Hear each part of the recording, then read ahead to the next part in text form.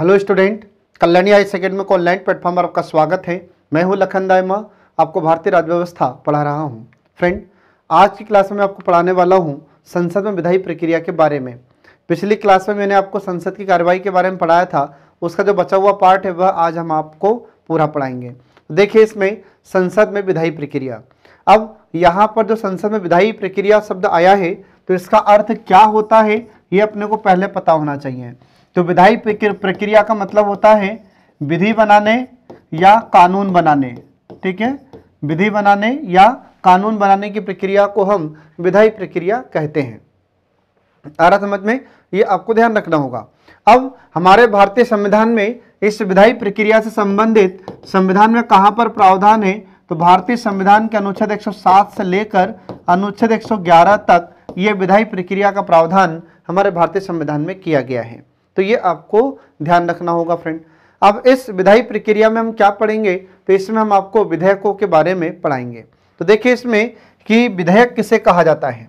ठीक है, विधेयक किसे कहा जाता है ये आपको ध्यान रखना होगा, और कानून क्या होते हैं तो आपको ध्यान रखना होगा कि विधेयक का मतलब क्या है। तो कानून शुरुआत में विधेयक ही होता है। आ रहा समझ में? तो कोई भी कानून बनने से पहले जब संसद में मतलब लोकसभा या राज्यसभा में से प्रस्तुत किया जाता है तो यह क्या होता है, विधेयक ही होता है। तो कानून शुरुआत में क्या होता है आपको याद रखना होगा फ्रेंड। तो कानून शुरुआत में ये विधेयक होता है जब सदन में प्रस्तुत होता है। यह जब दोनों सदन इसे पास कर देते हैं तो फिर राष्ट्रपति के पास जाता है, और इस विधेयक पर जब राष्ट्रपति हस्ताक्षर करते हैं तब वह कानून बनता है, अधिनियम बनता है। ठीक है, तो ये आपको ध्यान रखना होगा। अब जो विधेयक होते हैं, जो बिल होते हैं, तो विधेयक को इंग्लिश में बिल कहा जाता है। और ये विधेयक के प्रकार कितने होते हैं तो मोस्टली विधेयक के 4 प्रकार होते हैं। तो विधेयक 4 प्रकार के होते हैं, तो कौन कौन से? पहला होता है साधारण विधेयक, जिसको हम ऑर्डिनरी बिल के नाम से भी जानते हैं। अब यह विधेयक धन विधेयक, वित्त विधेयक और संविधान संशोधन विधेयक से बिल्कुल अलग होता है, इनसे भिन्न होता है। जो साधारण विधेयक होता है तो यह विधेयक संसद के किसी भी सदन में प्रस्तुत किया जा सकता है। तो ये आपको ध्यान रखना होगा कि ये जो साधारण विधेयक होता है तो संसद के किसी भी सदन में ये पेश किया जा सकता है। पहले लोकसभा में भी प्रस्तुत किया जा सकता है और राज्यसभा में भी प्रस्तुत किया जा सकता है, और इन साधारण विधेयकों पर लोकसभा और राज्यसभा दोनों का इस पर समान अधिकार होता है। आ रहा समझ में? ये आपको ध्यान रखना होगा। और मान लीजिए कि लोकसभा ने साधारण विधेयक को पारित किया और राज्यसभा में गया, और इस विधेयक को लेकर लोकसभा और राज्यसभा में विवाद हो जाता है, कंट्राडिक्शन हो जाता है। तो फिर ऐसी स्थिति में हमारे राष्ट्रपति अनुच्छेद 108 के तहत इसमें संयुक्त अधिवेशन का प्रावधान भी कर सकते हैं या संयुक्त अधिवेशन भी बुला सकते हैं। फिर इसके बाद में जब दोनों ही सदन इस विधेयक को पारित कर देते हैं तो फिर यह विधेयक हमारे राष्ट्रपति के पास जाता है, और राष्ट्रपति इस विधेयक पर फिर उस समय वीटो पावर का इस्तेमाल कर सकते हैं। आ रहा समझ में? जब ये साधारण विधेयक हमारे राष्ट्रपति के पास जाता है तो उस समय राष्ट्रपति अपनी शक्तियों का उपयोग कर सकते हैं। कैसा उपयोग कर सकते हैं? तो पहली स्थिति तो ये होगी कि जब यह विधेयक राष्ट्रपति के पास जाता है तो राष्ट्रपति इस पर हस्ताक्षर कर देते हैं। ठीक है, इस पर अनुमति दे सकते हैं। फिर इसके बाद दूसरी कंडीशन क्या होगी? अनुमति नहीं दे सकते, मतलब अनुमति रोक सकते हैं। तीसरी कंडीशन क्या होगी कि पुनर्विचार के लिए संसद के पास इसे भेज सकते हैं। तो ये 3 प्रकार की वीटो पावर का इस्तेमाल हमारे राष्ट्रपति इस विधेयक से संबंधित कर सकते हैं, और अगर हमारे राष्ट्रपति इस विधेयक पर हस्ताक्षर कर देते हैं तो यह अधिनियम बन जाता है, कानून बन जाता है। ठीक है, ये आपको ध्यान रखना होगा फ्रेंड। ये होता है पहला विधेयक, साधारण विधेयक। इसके बाद फिर दूसरा हो जाता है धन विधेयक, जिसको मनी बिल कहते हैं।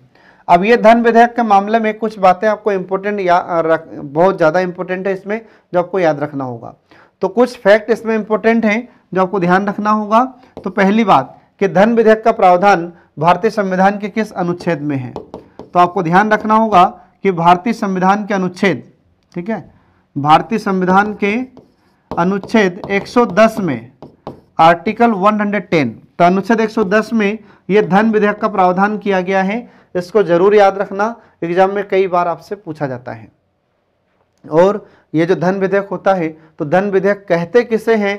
तो आपको ध्यान रखना होगा कि धन विधेयक का मतलब हो जाता है कि जब हमारी सरकार कोई कर लगाना चाहती है, ठीक है, तो वह धन विधेयक कहलाएगा। अगर कोई कर वसूल करना चाहती है तो यह धन विधेयक कहलाएगा। अगर कोई कर समाप्त करना चाहती है तो यह विधेयक धन विधेयक कहलाएगा। अगर इस कर में कोई परिवर्तन करना होगा तो यह विधेयक धन विधेयक कहलाएगा। आ रहा समझ में? ये आपको ध्यान रखना होगा। फिर इसके बाद में इस धन विधेयक में और क्या क्या होता है, तो इसमें संचित निधि, चाहे संचित निधि हो चाहे आकस्मिकता निधि हो, तो संचित निधि या आकस्मिकता निधि, ठीक है, इनसे संबंधित, इनमें धन जमा करना हो या इनसे धन निकासी करना हो, मतलब धन निकालना हो, तो ये भी धन विधेयक के अंतर्गत आते हैं।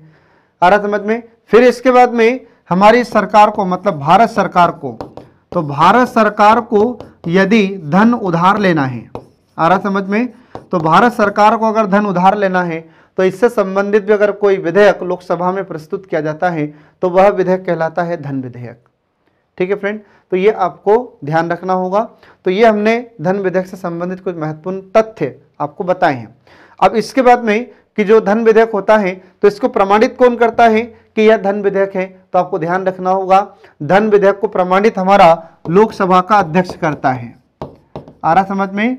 तो सबसे पहली बात आपको ध्यान रखना होगा कि धन विधेयक सबसे पहले कहाँ प्रस्तुत किया जाता है, तो यह लोकसभा में प्रस्तुत किया जाता है, ये आपको ध्यान रखना है।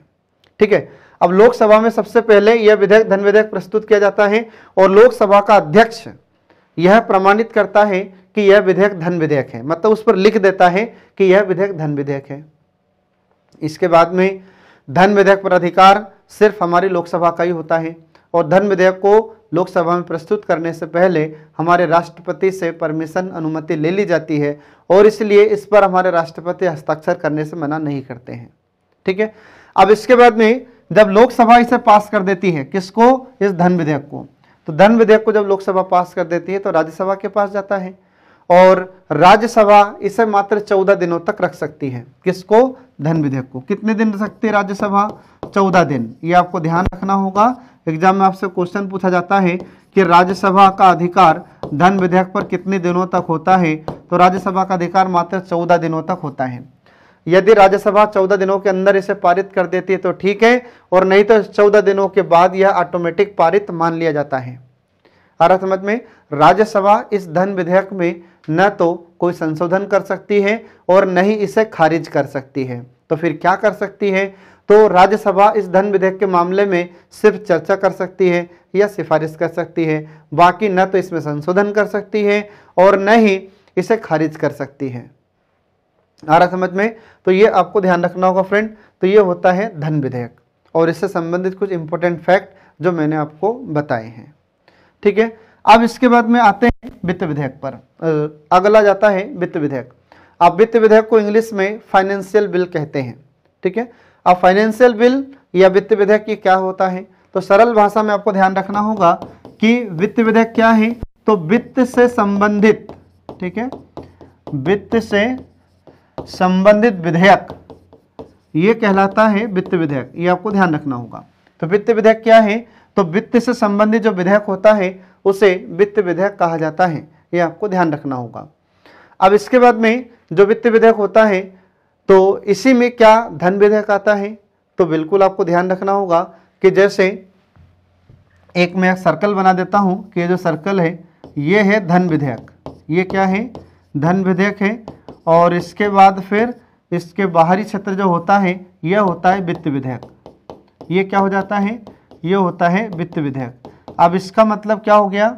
इसका मतलब ये है कि जो धन विधेयक है तो धन विधेयक ये वित्त विधेयक ही होता है, लेकिन जो सारे वित्त विधेयक होते हैं तो जरूरी नहीं है कि सभी वित्त विधेयक ये धन विधेयक हो। आ रहा समझ में? ये आपको ध्यान रखना होगा फ्रेंड। तो वित्त से संबंधित जो विधेयक होते हैं उसे हम वित्त विधेयक कहते हैं, या जिस विधेयक में वित्त का वर्णन या विवरण होता है उसे हम वित्त विधेयक कहते हैं, लेकिन जरूरी नहीं है कि सारे वित्त विधेयक धन विधेयक हो। अब जो वित्त विधेयक होते हैं तो इसके भी दो प्रकार हो जाते हैं। एक वित्त विधेयक का प्रकार पहला, जिसका प्रावधान संविधान के अनुच्छेद 117 के खंड 1 में किया गया है। इसके बाद फिर दूसरा प्रकार इसका होता है वित्त विधेयक का प्रकार 2 अनुच्छेद 117 के खंड 3 में इसका प्रावधान है। तो ये 2 प्रकार के वित्त विधेयक होते हैं फ्रेंड, ये आपको ध्यान रखना होगा। अब इसके बाद में जो पहला प्रकार होता है वित्त विधेयक का, तो वित्त विधेयक का जो पहला प्रकार होता है इसमें हम देखते हैं कि यह लोकसभा में प्रस्तुत किया जाता है और लोकसभा से फिर राज्यसभा के पास जाता है और राज्यसभा के पास यह अधिकार होता है कि ये जो वित्त विधेयक है पहला प्रकार, इस पर राज्यसभा चर्चा भी कर सकती है, इसे संशोधित भी कर सकती है या फिर इसे खारिज भी कर सकती है। ये अधिकार हमारी राज्यसभा के पास इस वित्त विधेयक के प्रथम प्रकार के तहत होता है। फिर इसके बाद में जो दूसरा विधेयक का प्रकार होता है या वित्त विधेयक का दूसरा प्रकार होता है जो इसका प्रावधान संविधान के अनुच्छेद 117 के खंड 3 में है। तो इसमें हमारी राज्यसभा ये साधारण विधेयकों की तरह इस पर अधिकार रखती है। तो साधारण विधेयकों की तरह हमारी राज्यसभा इस पर अधिकार रखती है। तो राज्यसभा इस विधेयक को संशोधित भी कर सकती है और इसे खारिज भी कर सकती है। तो ये ऐसे वित्त विधेयकों पर राज्यसभा के अधिकार होते हैं। सामान्य परिस्थितियों में आपको ध्यान रखना होगा, लेकिन ध्यान रहे कि धन विधेयक पर राज्यसभा का कोई अधिकार नहीं है और वित्त विधेयकों पर राज्यसभा का अधिकार भी होता है। ये इनमें दोनों में मेजर डिफरेंस है फ्रेंड, याद रखना। धन विधेयक लोकसभा पारित जैसे ही करेगी तो राज्यसभा के पास जाता है और राज्यसभा इसको 14 दिन से ज़्यादा नहीं रख सकती। धन विधेयक पर राज्यसभा न तो उसे खारिज करने के लिए कह सकती है और न ही उसमें कुछ संशोधन कर सकती है। लेकिन जो वित्त विधेयक होते हैं ये वित्त विधेयकों पर राज्यसभा का भी अधिकार होता है। राज्यसभा इन्हें मतलब संशोधित भी कर सकती है और इन्हें खारिज भी कर सकती है। ये अधिकार राज्यसभा के पास होते हैं वित्त विधेयकों के मामले में।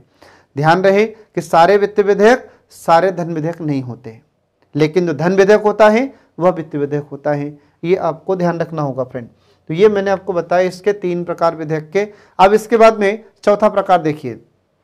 चौथा प्रकार होता है संविधान संशोधन विधेयक। तो संविधान संशोधन से संबंधित प्रावधान संविधान के अनुच्छेद 368 में 368 में किया गया है। ये आपको ध्यान रखना होगा फ्रेंड, ठीक है। अब जो संविधान संशोधन विधेयक है इसका प्रावधान संविधान के किस अनुच्छेद में है, तो 368 में है। तो जब संविधान में संशोधन करना हो तो यहाँ पर संशोधन का मतलब क्या हो जाता है, संशोधन का मतलब होता है यहाँ पर सुधार करना, परिवर्तन करना।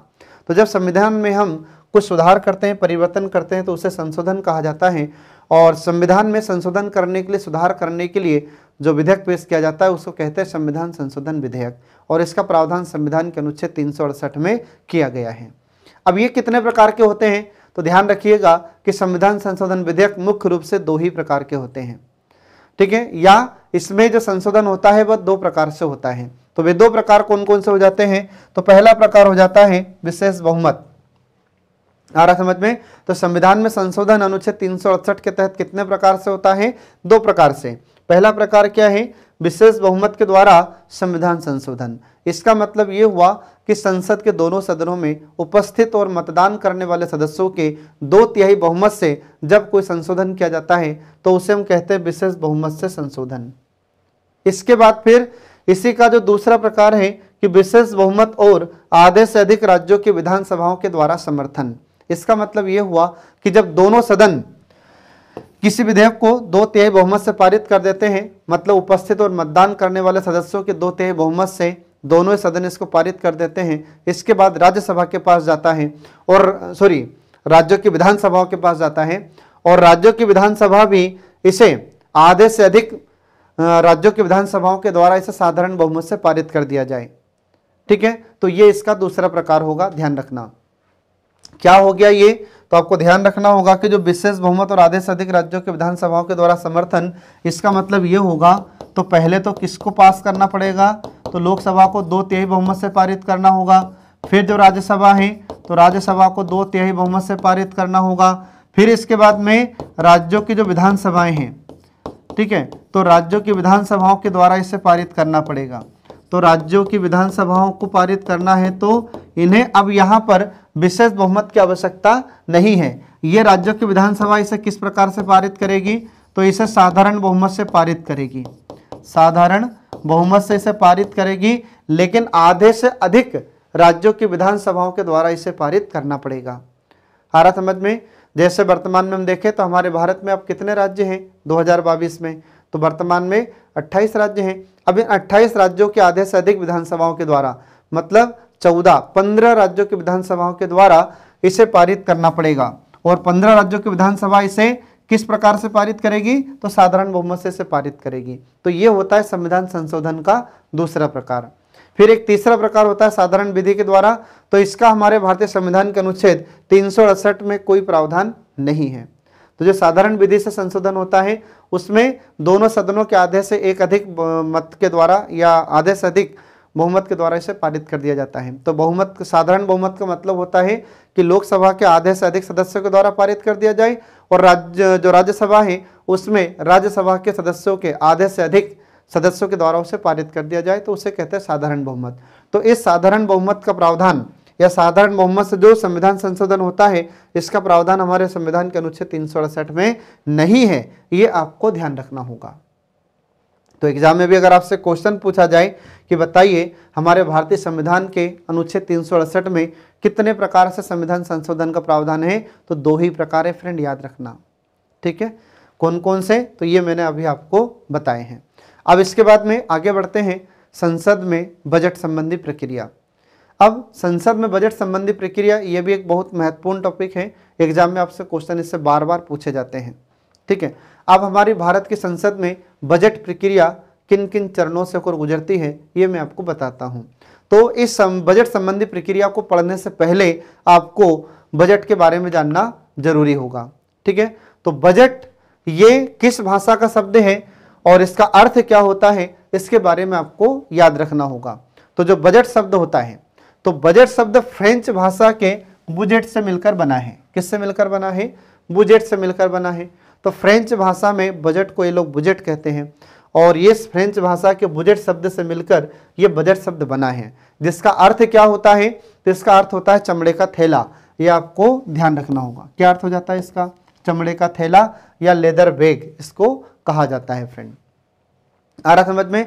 अब फिर बजट का अर्थ क्या होता है, तो बजट का अर्थ आपको ध्यान रखना होगा कि आय व्यय का लेखा जोखा बजट कहलाता है। कितना पैसा आया, कितना पैसा गया, इसका लेखा जोखा ही बजट कहलाता है।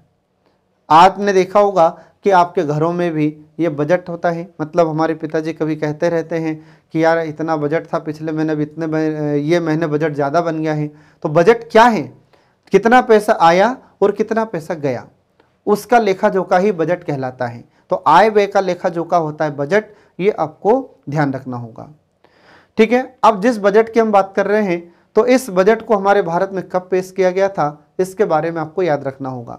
तो ध्यान रखें फ्रेंड, हमारे भारत में सबसे पहली बार बजट कब पेश किया जाता है, तो हमारे भारत में 1860 में, 1860 में, तो 1860 ईस्वी में हमारे भारत में सबसे पहली बार बजट पेश किया गया था। किसने ये बजट पेश किया था, तो आपको ध्यान रखना होगा, वित्त मंत्री थे जेम्स विल्सन। तो जेम्स विल्सन ने हमारे भारत में 1860 में पहली बार ये बजट पेश किया था। ये आपको जरूर याद रखना होगा। इसके बाद फिर अगला आपको ध्यान रखना है कि ये बजट उस समय से पेश होता था, और उस समय एक ही बजट पेश होता था हमारे भारत में। ठीक है, अब जैसे जैसे समय आगे बढ़ता गया, तो हमारे भारत में जो बजट था, तो उसमें बजट बढ़ता चला गया। मतलब जो राशि थी वह राशि बढ़ती चली गई। धीरे धीरे फिर हमारे भारत में रेलवे का विकास हुआ, और रेलवे का खर्चा ज़्यादा बढ़ने लगा। तो फिर हमारे भारत में आते आते 1920 की बात है, 1920 में, तो 1920 में एक समिति गठित होती है, जिसका नाम आपको ध्यान रखना होगा, एकवर्थ कमेटी या एकवर्थ समिति इसे कहा जाता है। तो एकवर्थ समिति 1920 में गठित हुई, और इस समिति ने यह सिफारिश की। क्या सिफारिश की इसने, तो इसने ये कहा कि जो आम बजट है इससे रेल बजट को अलग कर दिया जाना चाहिए। ये इस समिति ने सिफारिश की थी। तो ये आपको ध्यान रखना होगा।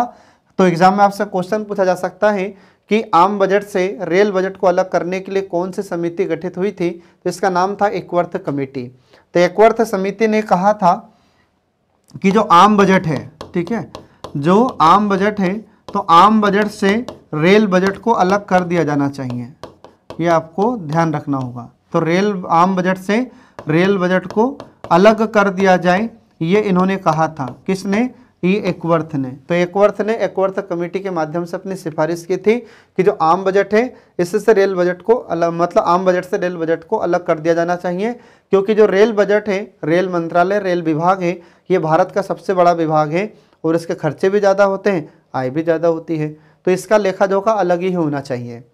तो उस समय अब अंग्रेज का शासन था, अंग्रेजों का शासन था, अंग्रेज की सरकार थी, तो उस समय फिर क्या किया, अंग्रेजों ने इस समिति की सिफारिश को स्वीकार कर लिया और 1924 में 1924 में, ठीक है, तो 1924 में आम बजट से रेल बजट को अलग कर दिया जाता है, ये आपको ध्यान रखना होगा। आम बजट से रेल बजट अलग कर दिया गया, ये आपको ध्यान रखना होगा फ्रेंड। ये टाइम एग्जाम में आपसे क्वेश्चन पूछा जाता है कि आम बजट से रेल बजट को अलग कब किया गया था, तो ये बात है 1924 की, 1924 की। अब ये आम बजट से रेल बजट अलग होता रहा, कब तक, हमारे भारत में स्वतंत्रता तक भी होता रहा। फिर इसके बाद में आगे हम बढ़ते हैं तो भारत को आज़ादी प्राप्त हुई, भारत को स्वतंत्रता प्राप्त होती है, और स्वतंत्रता के बाद स्वतंत्र भारत का पहला बजट किसने पेश किया था, तो ये भी आपको ध्यान रखना होगा, ठीक है। तो याद रखना है आपको कि स्वतंत्र भारत का पहला बजट किसने पेश किया था, स्वतंत्र भारत का पहला बजट, ठीक है। तो स्वतंत्र भारत का पहला बजट पेश कब हुआ था और किसने पेश किया था, यह भी आपको ध्यान रखना होगा। तो 26 नवंबर 1947 को स्वतंत्रता के बाद में पहली बार हमारे भारत में बजट पेश किया गया। और बजट किसने पेश किया था, तो आपको ध्यान रखना होगा कि हमारे भारत के जो वित्त मंत्री थे, तो वित्त मंत्री का नाम क्या था, तो वित्त मंत्री का नाम आपको ध्यान रखना होगा षणमुखम शेट्टी। क्या नाम था उनका, षणमुखम शेट्टी, यह आपको ध्यान रखना होगा। तो षणमुखम शेट्टी ने हमारे भारत में स्वतंत्र भारत का पहला बजट पेश किया था। और ये षणमुखम शेट्टी उस समय कौन थे, तो ये हमारे भारत के वित्त मंत्री थे उस समय, ये आपको ध्यान रखना होगा फ्रेंड। एग्जाम में कई बार आपसे क्वेश्चन ये पूछा गया है। फिर इसके बाद में समय आगे बढ़ता गया और मोदी जी की सरकार बनती है, ठीक है, बीजेपी गवर्नमेंट बनती है। और फिर हम देखते हैं कि हमारे भारत में 28 फरवरी 2016 को ये रेल बजट अंतिम बार अलग प्रस्तुत किया गया था। और फिर उसके बाद में हम देखते हैं कि फरवरी 2017 में रेल बजट और आम बजट दोनों को फिर से एक कर दिया गया। तो 2017 से रेल बजट और आम बजट दोनों साथ में ही प्रस्तुत किए जा रहे हैं, अलग से प्रस्तुत नहीं किया जाता इसको, ठीक है फ्रेंड। तो ये आपको ध्यान रखना होगा। अब इसके बाद में जो वित्तीय वर्ष होता है, तो वित्तीय वर्ष हमारे भारत में कब से कब तक होता है, तो 1 अप्रैल से शुरू होता है जो कि 31 मार्च तक रहता है, इसको हम कहते हैं वित्तीय वर्ष। और इस वित्तीय वर्ष का प्रावधान हमारे भारतीय संविधान के अनुच्छेद 112 में है, जिसको हम वार्षिक वित्तीय विवरण के नाम से जानते हैं। तो देखिए इसमें संविधान में कहाँ पर प्रावधान है, तो अनुच्छेद 112 में वार्षिक वित्तीय विवरण का प्रावधान किया गया है, ठीक है। तो वार्षिक वित्तीय विवरण मतलब हमारा बजट, और ये वार्षिक वित्तीय विवरण के चलते हमारे भारत में 1 अप्रैल से 31 मार्च तक ये वित्तीय वर्ष होता है। तो अनुच्छेद 112 में लिखा हुआ है कि वार्षिक वित्तीय विवरण, अब ये वार्षिक वित्तीय विवरण कौन प्रस्तुत करवाएगा, ये बजट कौन प्रस्तुत करवाएगा, तो हमारे राष्ट्रपति करवाएंगे। तो भारतीय संविधान के अनुच्छेद 112 में लिखा हुआ है कि राष्ट्रपति प्रत्येक वित्त वर्ष में भारत सरकार की जितनी भी प्राप्तियां हैं और जितने भी खर्चे हैं, इनका पूरा विवरण संसद के दोनों सदनों के समक्ष प्रस्तुत करवाएगा। तो बजट कहाँ पर पेश होता है, ध्यान रखना कि जो वार्षिक वित्तीय विवरण होता है, तो वार्षिक वित्तीय विवरण को हम बजट ही कहते हैं। और यह बजट, यह वार्षिक वित्तीय विवरण कहाँ प्रस्तुत होता है, तो लोकसभा में प्रस्तुत किया जाता है फ्रेंड, याद रखना, ठीक है। और ये बजट पेश होने से पहले हमारे राष्ट्रपति का अभिभाषण होता है, उसके बाद फिर बजट पेश होता है, ठीक है। और ये कौन पेश करवाते हैं, हमारे राष्ट्रपति इसको पेश करवाते हैं, ठीक है। अब बजट पेश हो गया, और बजट पेश होने के बाद में फिर हम देखते हैं कि इसमें कुछ प्रक्रियाएं होती हैं। तो बजट को पढ़ने से पहले आपको एक समिति के बारे में जानना जरूरी है, जिसका नाम है शंकर आचार्य समिति। और ये शंकर आचार्य समिति कब गठित होती है, तो ये 6 जुलाई 2016 को यह समिति गठित की गई थी। इसके बाद फिर इस समिति के अध्यक्ष कौन बनाए गए थे, तो आपको ध्यान रखना होगा कि इसके अध्यक्ष पूर्व आर्थिक सलाहकार शंकर आचार्य इसके अध्यक्ष बनाए गए थे। और इस समिति ने सिफारिश क्या की थी, तो इस समिति ने सिफारिश की थी कि जो वित्तीय वर्ष है, तो वित्तीय वर्ष अप्रैल मार्च की जगह नए वित्त वर्ष की व्यवहारिकता की जांच करना है और वित्त वर्ष जनवरी से दिसंबर तक करना है। ये इस समिति ने सिफारिश की थी फ्रेंड, जो आपको ध्यान रखना होगा। इसके बाद फिर आगे बढ़ते हैं हम बजट पारित करने की प्रक्रिया। अब बजट को पारित करने की प्रक्रिया क्या है, तो पारित का मतलब क्या हो जाता है यहाँ पर अप्रूव, ठीक है। तो procedure of passage the budget, तो बजट को पारित या बजट को पास करने की प्रक्रिया क्या है, इसके बारे में आपको जानना जरूरी होता है। तो देखिए इसमें सबसे पहला क्या होता है, इसमें तो 6 चरणों में हमारा बजट गुजरता है। मतलब ये जो बजट प्रक्रिया होती है ये कितने चरणों से गुजरती है, तो ये 6 चरणों से होकर गुजरती है, जिसमें पहला चरण क्या होता है, पहला चरण होता है बजट का प्रस्तुतिकरण। अब बजट का प्रस्तुतिकरण इसका मतलब क्या हो जाता है, तो पहले बजट पेश होगा, ठीक है। फरवरी के महीने में बजट पेश होता है। अब 1 फरवरी को बजट पेश किया जा रहा है मोदी जी की सरकार में, है ना। तो 1 फरवरी को बजट पेश हो जाता है और बजट कौन पेश करते हैं, वित्त मंत्री पेश करते हैं। इसके बाद में जो वित्त मंत्री है निर्मला सीतारमण, तो उन्होंने बजट पेश किया है और इसके बाद में हमारे भारत का प्रथम डिजिटल बजट भी उन्होंने ही पेश किया है, निर्मला सीतारमण ने, ये आपको ध्यान रखना होगा। फिर जब बजट पेश हो जाता है तो उसके बाद फिर इस पर आम बहस होती है। आम बहस मतलब हमारी जो लोकसभा है और राज्यसभा है इनकी बहस होती है। जब बजट पेश होता है तो उसके बाद फिर दोनों सदन इसमें चर्चा करते हैं। फिर इसके बाद में विभागीय समितियों के द्वारा इसमें जांच की जाती है, किसमें, बजट में। तो जो बजट पेश किया गया है तो जो विभागों की समितियां हैं, जिस विभाग के लिए जितना राशि दिया गया है या जो खर्चे के बारे में बात की गई है, तो उन सभी खर्चों की मतलब उसका जो आय व्यय है उसके बारे में जांच करने का काम कौन करती है, तो जो विभागों की समितियां होती हैं, ये विभागों की समितियां इसके जांच करती है। फिर इसके बाद में अगला चरण क्या हो जाता है, तो अनुदान के मांग पर मतदान होता है, ठीक है। अब बजट पेश हो गया तो सरकार का खर्चा कैसे चलेगा, तो इसके लिए अनुदान की मांग पर चर्चा की जाती है इसमें। फिर इसके बाद में एक विधेयक पारित किया जाता है जिसका नाम होता है विनियोग विधेयक। अब विनियोग का मतलब क्या होता है, पैसा निकालना या धन निकालना। तो धन निकालने के लिए जो विधेयक पेश किया जाता है और उसे पारित किया जाता है तो उसे कहते हैं विनियोग विधेयक, क्योंकि सरकार को पैसा चाहिए कि नहीं चाहिए काम करने के लिए। फिर इसके बाद में इसे में अपन देखते हैं वित्त विधेयक का पारित होना। तो हमारा जो बजट होता है तो बजट भी क्या, एक प्रकार से बजट भी हमारा वित्त विधेयक ही होता है, ठीक है फ्रेंड। तो एक शब्द इसमें आता है लेखानुदान, ये आपको ध्यान रखना होगा। तो लेखानुदान क्या होता है ये आपको ध्यान रखना होगा। तो लेखानुदान को इंग्लिश में वोट एन अकाउंट कहा जाता है। तो लेखानुदान का मतलब ये होता है कि जब बजट प्रस्तुत होता है मार्च के महीने में, फरवरी के महीने में, तो मार्च और अप्रैल, ठीक है, तो हमारी सरकार जब काम करेगी तो अप्रैल और मई ये 2 महीने के लिए सरकार जो खर्चा चलाती है, तो इसके लिए पैसा कहाँ से मिलेगा। तो हमारी सरकार को खर्चा चलाने के लिए, व्यय करने के लिए, खर्चा देने के लिए एक लेखानुदान पारित किया जाता है। इसके माध्यम से सरकार को खर्च करने के लिए पैसा मिलता है, जिसको कहा जाता है लेखानुदान। ये आपको ध्यान रखना होगा फ्रेंड। इसके बाद फिर विनियोग विधेयक के माध्यम से जो धनराशि होती है उसको निकालने के लिए पेश किया जाता है और इसके बाद फिर वित्त विधेयक पारित होता है। तो वित्त विधेयक मतलब जो हमारा बजट होता है यह वित्त विधेयक ही होता है। इसको जब पेश किया जाता है बजट को, उसके बाद फिर धन्यवाद प्रस्ताव लाया जाता है सरकार की ओर से और ये पारित होना बहुत ज़रूरी होता है। अगर धन्यवाद प्रस्ताव पास नहीं हुआ तो फिर सरकार गिर जाती है, ठीक है फ्रेंड, ये आपको ध्यान रखना होगा। अब जब बजट पेश हो जाता है तो बजट पेश होने के बाद में कटौती प्रस्ताव भी पेश होते हैं, कट मोशन भी संसद में प्रस्तुत किए जाते हैं। अब इस कटौती प्रस्ताव में क्या होगा, तो कटौती प्रस्ताव में हम देखते हैं कि सरकार ने जिस राशि की जितनी मांग की है उस पर कटौती करने की बात की जाती है, इसलिए इसको कटौती प्रस्ताव हम कहते हैं।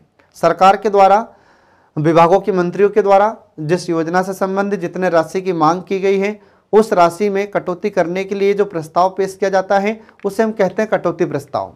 और ये कटौती प्रस्ताव 3 प्रकार के होते हैं। तो कौन कौन से होते हैं, पहला देखिए इकोनॉमिक कट। अब इकोनॉमिक कट या आर्थिक कट ये क्या होता है, तो इकोनॉमिक कट कहो या हिंदी में आर्थिक या मितव्ययिता कटौती कहो, दोनों का एक ही अर्थ होता है।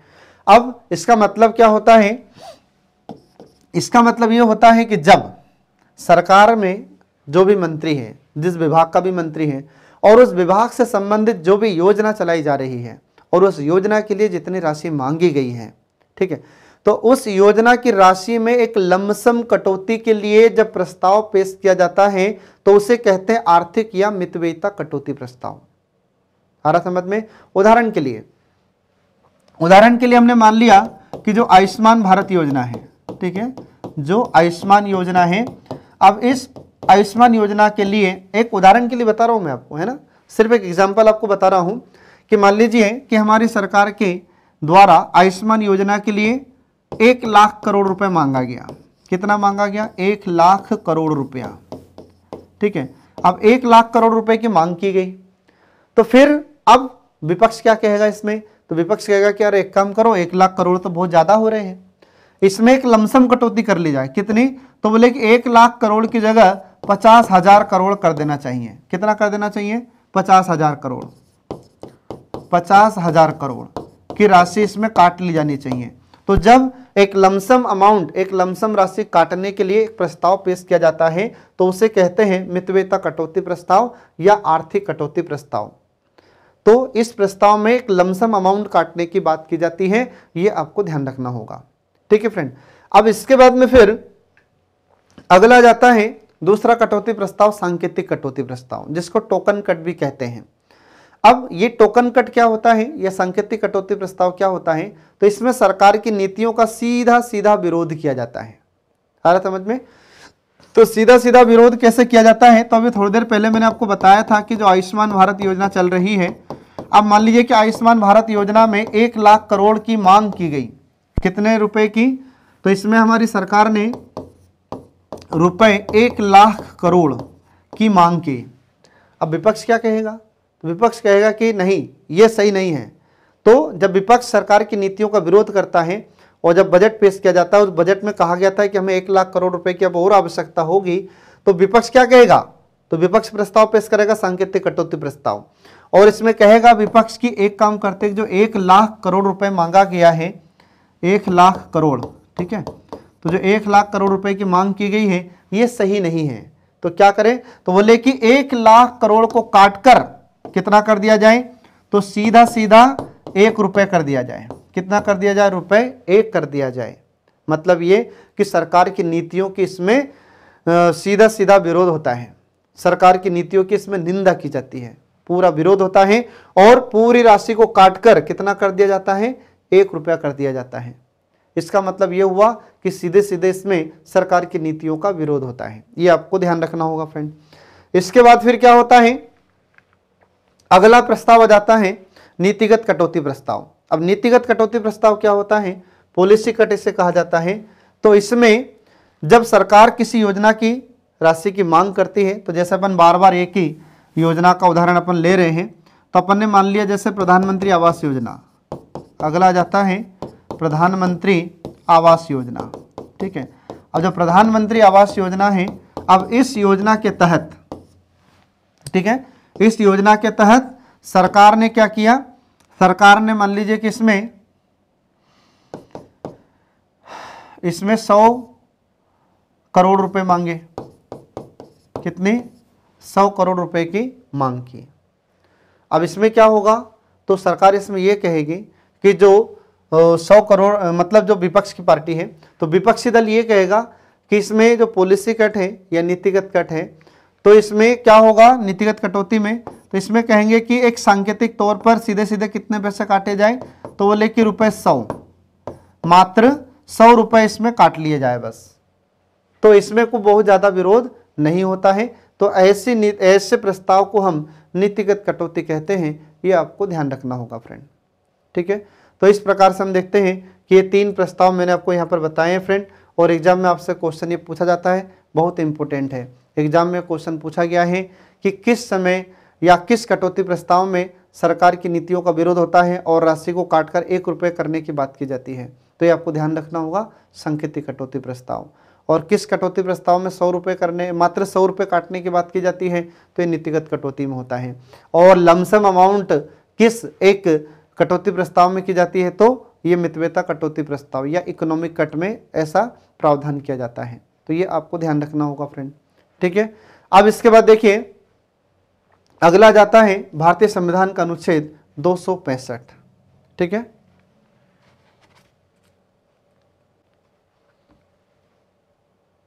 अब देखिए फ्रेंड इसमें अगला जाता है कटौती प्रस्ताव।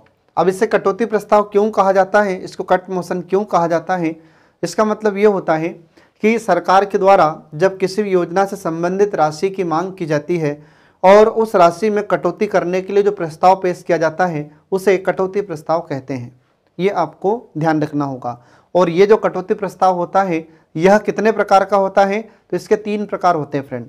3 प्रकार कौन कौन से हो जाते हैं, तो पहला प्रकार हो जाता है इकोनॉमिक कट या मितव्ययता कटौती, दूसरा हो जाता है सांकेतिक कटौती जिसको टोकन कट कहा जाता है, और तीसरा हो जाता है नीतिगत कटौती। ये 3 प्रकार इसके होते हैं। अब इनका हम बारी बारी से समझते हैं तीनों को, इनका अर्थ क्या है तीनों का, ये आपको जानना जरूरी है। तो देखिए इसमें जो पहला प्रकार होता है आर्थिक कटौती या मितव्ययता कटौती, और इंग्लिश में कहते हैं इकोनॉमिक कट। इसका मतलब ये हो जाता है कि सरकार के द्वारा जब किसी भी राशि की मांग की जाती है किसी योजना से संबंधित, तो उसमें एक लमसम अमाउंट काटने की बात की जाती है, या लमसम अमाउंट काटने के लिए जो प्रस्ताव पेश किया जाता है उसे मितव्ययता कटौती प्रस्ताव कहते हैं। इसका मतलब क्या हुआ, तो एक उदाहरण मैं सीधा सा आपको दे देता हूँ कि जैसे मान लीजिए कि हमारी सरकार के द्वारा जो प्रधानमंत्री आवास योजना चलाई जा रही है, ठीक है, प्रधानमंत्री आवास योजना चलाई जा रही है, प्रधानमंत्री आवास योजना, इसको शॉर्ट फॉर्म में हम क्या कहते हैं, प्रधानमंत्री आवास योजना, PMAY इसको कहते हैं। तो प्रधानमंत्री आवास योजना के तहत मान लीजिए कि हमारी भारत सरकार ने कितनी राशि की मांग की है, तो हमारी सरकार ने 5 लाख करोड़, कितना, 5 लाख करोड़ रुपए की मांग की। एक एग्जाम्पल है, जरूरी नहीं कि इतना हो, इससे कम भी हो सकता है, देखो बहुत ज़्यादा बता दिया अपन ने। तो कितने राशि की मांग की हमारी सरकार ने कि 5 लाख करोड़ की आवश्यकता है, हमको भारत के सभी ग्रामीण क्षेत्रों में, शहरी क्षेत्र में गरीबों को मकान बनाकर देना है। अब ये इतना खर्चा आ रहा है, तो हमारी सरकार ने इतने पैसे की मांग की, ठीक है। अब जब ये मितव्ययता कटौती प्रस्ताव पेश किया जाता है तो इसमें क्या कहा जाएगा, इसमें ये कहा जाएगा कि ये जो 5 लाख करोड़ रुपए राशि की मांग की जा रही है इसमें लमसम अमाउंट काटा जाए, कितना, तो बोले कि 2.5 लाख करोड़, कितना, 2.5 लाख करोड़ की इसमें कटौती कर ली जाए। आ रहा समझ में, 2.5 लाख करोड़ की इसमें कटौती कर ली जाए, और इस कटौती को करने के लिए जो प्रस्ताव पेश किया जाता है तो उसी को कहते हैं मितव्ययता कटौती प्रस्ताव। तो इसमें क्या होता है, इसमें एक लमसम अमाउंट काटने की बात की जाती है, ये आपको ध्यान रखना होगा। ये हुआ मितव्ययता कटौती प्रस्ताव। अब दूसरा आ जाता है सांकेतिक कटौती प्रस्ताव। अब इसमें क्या होता है, अब एक मान लीजिए कि अभी जो मैंने आपको उदाहरण बताया था प्रधानमंत्री आवास योजना, ठीक है, तो प्रधानमंत्री आवास योजना से संबंधित सरकार ने 5 लाख करोड़ रुपए राशि की मांग की है। तो अब इसमें सांकेतिक कटौती प्रस्ताव में क्या होता है, तो इसमें संकेत के तौर पर मात्र 100 रुपए काटने की बात की जाती है।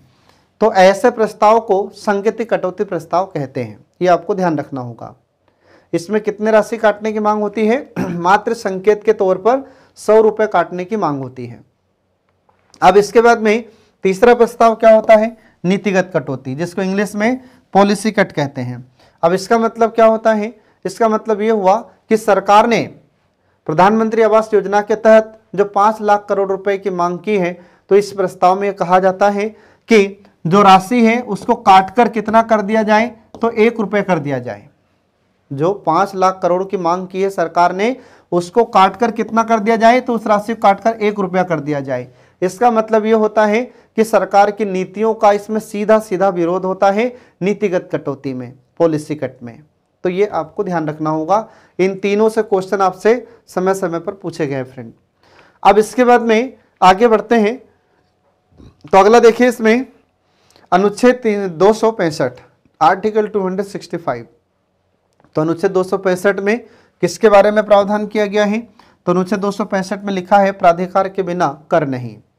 इसका मतलब ये होता है कि जब तक हमारी संसद पैसे निकालने, हमारा जो भारत का जो खजाना है, तो भारत के खजाने से जब तक हमारी संसद पैसा निकालने के लिए अनुमति नहीं देगी तब तक खजाने से कोई पैसा नहीं निकाला जाएगा।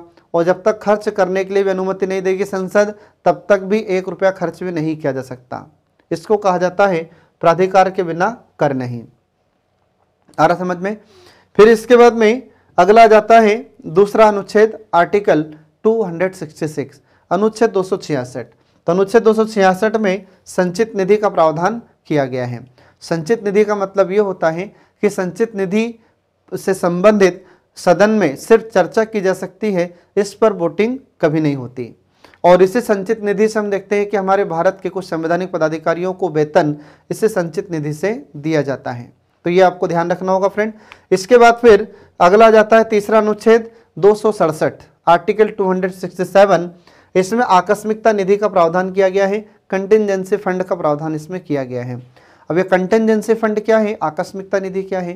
तो इसका मतलब ये होता है कि हमारे भारत में अगर आकस्मिक या अचानक कोई आपदा आ जाती है, जैसे बाढ़, भूकंप या सुनामी और अन्य जो भी आपदाएं होती हैं, तो जब ये आपदाएं आती हैं तो फिर मान लीजिए कि सरकार के पास पैसा ना हो, तो उस स्थिति में इस आकस्मिकता निधि से पैसा खर्च किया जा सकता है या इससे धन निकाला जा सकता है। तो ये 3 प्रकार की निधियों हैं, ये आपको ध्यान रखना होगा। ये तीनों ही अनुच्छेद बहुत इंपॉर्टेंट है फ्रेंड, ये एग्जाम में आपसे क्वेश्चन इनसे पूछा गया है। ठीक है, अब इसके बाद में अगला जाता है संसद की समितियां। तो हमारे भारत में कुछ संसदीय समितियां हैं। तो ये संसदीय समितियां हमारी सरकार को समय समय पर सलाह देती है। इसके बाद ये समितियां समय समय पर जांच करती रहती हैं और ये समितियां स्थायी होती हैं और अस्थायी भी होती हैं। ये 2 प्रकार की समितियां होती हैं। अब देखिए इसमें ये जो संसदीय समितियां होती है, तो संसद की 2 प्रकार की समितियां होती है। एक होती है स्थायी समिति और दूसरा होता है अस्थायी समिति या तदर्थ समिति। अब जो स्थायी समिति होती है इसको स्टैंडिंग कमेटी कहा जाता है इंग्लिश में, और इसको एडहॉक कमेटी कहते हैं। अब स्थायी समिति का मतलब क्या होता है? तो स्थायी समिति का मतलब ये होता है कि वे समितियां होती हैं जो हमारे संविधान या फिर हमारे संसद के अधिनियम के द्वारा इनका गठन होता है और ये हमेशा कार्य करती हैं, इन्हें खत्म नहीं किया जाता। ऐसे समिति को स्थायी समिति कहते हैं। ये समिति हमेशा कार्य करती है, ये समितियां हमेशा बनी रहती हैं। ऐसे समिति को स्थायी समिति कहते हैं। और अस्थायी समिति क्या होता है या तदर्थ समिति किसे कहते हैं? तो ये वे समितियां होती है, अस्थायी समितियां, जो किसी विशेष उद्देश्य को लेकर किसी कार्य को पूरा करने के लिए इनका गठन होता है, और जैसे ही कार्य पूरा होता है, उद्देश्य पूरा होता है, ये इन समितियों को समाप्त कर दिया जाता है, ऐसे समितियों को खत्म कर दिया जाता है। ऐसे समिति को अस्थायी समिति या तदर्थ समिति हम कहते हैं। तो ये आपको ध्यान रखना होगा फ्रेंड। अब इसके बाद फिर अगला जाता है कि स्थायी समिति। अब हमारे भारत में स्थायी समिति कौन कौन सी होती हैं? तो स्थायी समितियों के कई प्रकार हो जाते हैं, जैसे वित्तीय समितियां होती हैं, इसके बाद में अधीनस्थ विधायन समिति होती है, इसके बाद में फिर हम देखते हैं कि कृषि समिति होती है, विदेश विभाग की समिति होती है और कई तमाम प्रकार की स्थायी समितियां होती हैं। तो पहले हम इसमें देखते हैं वित्तीय मामलों की समिति। अब जो वित्तीय मामलों की समिति है, तो इसमें पहली समिति का नाम आता है लोक लेखा समिति, पब्लिक अकाउंट कमेटी। दूसरा आ जाता है प्राक्कलन समिति, एस्टीमेट कमेटी। तीसरा प्रकार इसमें हो जाता है लोक उपक्रम समिति, कमेटी ऑन पब्लिक अंडरटेकिंग। तो ये 3 ऐसी समितियां हैं जो स्थायी समिति है और हमारे संसद की वित्तीय समिति है। इन्हें वित्तीय समिति इसलिए कहा जाता है क्योंकि वित्त से संबंधित जांच पड़ताल का काम ये समितियां करती हैं, इसलिए इन्हें वित्तीय समितियां कहते हैं। आया समझ में? ये आपको ध्यान रखना होगा फ्रेंड। इसके बाद फिर अन्य जो स्थायी समितियां हैं, तो और स्थायी समितियों में नाम किसका किसका आता है? जैसे विभागीय समिति, डिपार्टमेंटल कमेटी।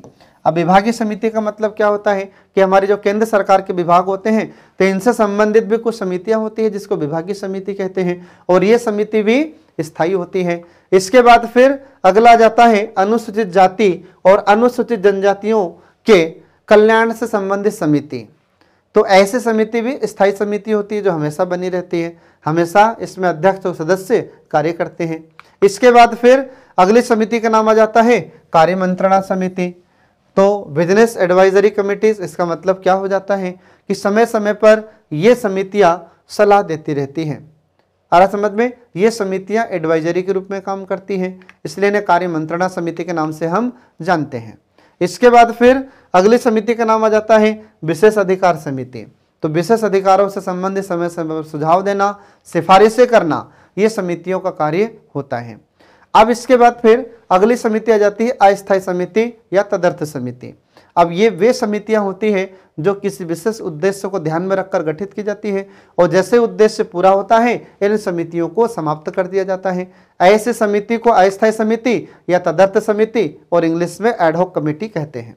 ठीक है, तो अब इसके दो प्रकार हो जाते हैं। एक प्रकार होता है इसका जांच समितियां, इंक्वायरी कमेटी इसको इंग्लिश में कहा जाता है। अब जांच समिति किसे कहते हैं, और इसके बाद फिर दूसरी समिति होती है सलाहकार समिति। तो जांच समिति किसे कहते हैं, सलाहकार समिति किसे कहते हैं, तो देखिए इसमें पहली होती है जांच समिति। तो ये जो जांच समिति होती है ये जांच करने के लिए कुछ समय के लिए गठित की जाती है और जैसे ही जांच संबंधी उद्देश्य पूरे होते हैं इन समितियों को खत्म कर दिया जाता है, इन समितियों को समाप्त कर दिया जाता है। ऐसे समिति को जांच समिति कहते हैं। तो आपने सुना भी होगा कई बार हमारे भारत में हमारी भारत सरकार के द्वारा ऐसे जांच समितियों का गठन किया जाता है और जैसे ही इन समितियों के द्वारा जांच पूर्ण होती है इन समितियों को समाप्त कर दिया जाता है। फिर इसके बाद में सलाहकार समितियां, तो कुछ ऐसी समितियां होती हैं जो सलाह प्राप्त करने के लिए इन समितियों का गठन किया जाता है और जैसे ही सलाह संबंधी इनका कार्य पूर्ण होता है हमारी सरकार के द्वारा इन समितियों को समाप्त कर दिया जाता है। ठीक है फ्रेंड, तो ये आपको ध्यान रखना होगा। तो इस प्रकार से ये दो प्रकार की समिति अस्थायी समिति समाप्त हो जाती है फ्रेंड। ठीक है, अब इसके बाद में अगले क्लास में मैं आपको वित्तीय समितियों में लोक उपक्रम समिति, लोक लेखा समिति, प्राक्कलन समिति, अधीनस्थ विधायन समिति, इन समितियों के बारे में आपको अगली क्लास में मैं पढ़ाऊंगा।